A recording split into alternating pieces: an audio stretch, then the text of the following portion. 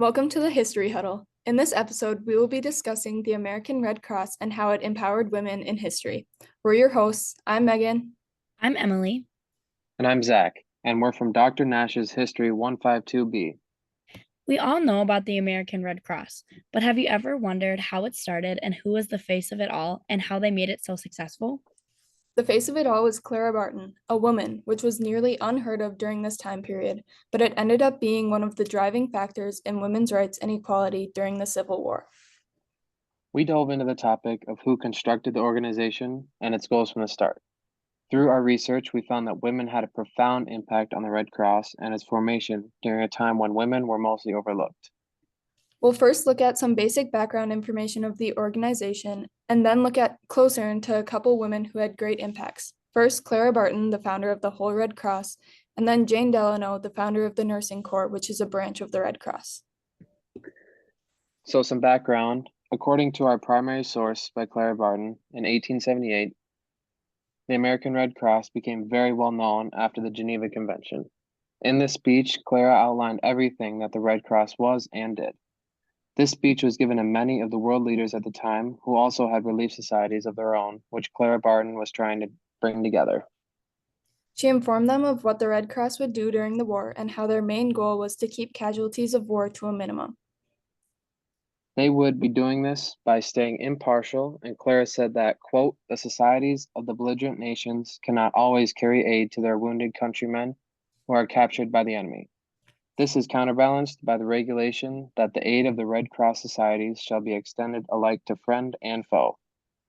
Also, people bearing the symbol of the Red Cross were not supposed to be shot at or attempted to be harmed in any way while on the battlefield.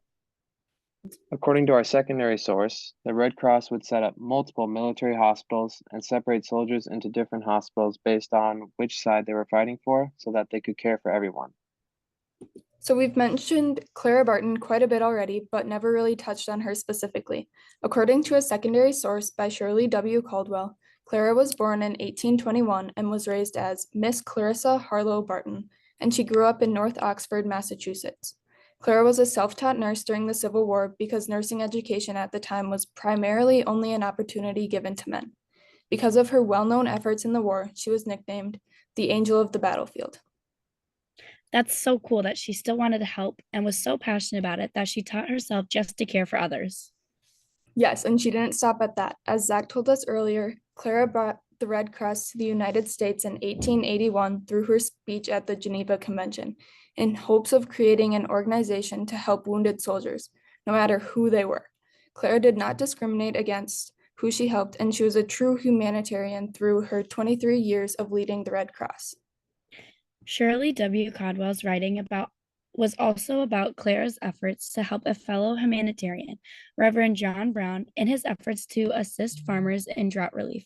Brown described Clara as someone, in quote, whose name might be placed on the sacred pages of the Bible. This helped to solidify the fact that Clara cared for the well-being of everyone, and although her specialty was medical care, she strived to help others in any ways she possibly could, and she used her connections to work with others in their specific issues. Wow, they were right. She really was an angel in all aspects. But have you ever heard of Jane Delano? According to our secondary source from 100 Years of American Red Cross Nursing, Jane was the founder of the Red Cross Nursing Services. She was also chief of the Army Nurse Corps and president of the American Nurses Association. She was known for her creative ways of taking care of patients and her ability to organize. She studied and graduated from training school for nurses in New York City in the late 1800s. Her main job was superintendent of the Army Nurse Corps and also was a full-time volunteer helping the American Red Cross in 1909. She continued working in New York City as a nurse and supervised a shelter for girls called the House of Refuge. Delano then returned to the hospital to lead the training school for nurses. Thanks to her hard work, by 1918, at least 18,732 nurses had volunteered to serve in the war. Without her help, there would not have been enough nurses to treat the injured soldiers and refugees.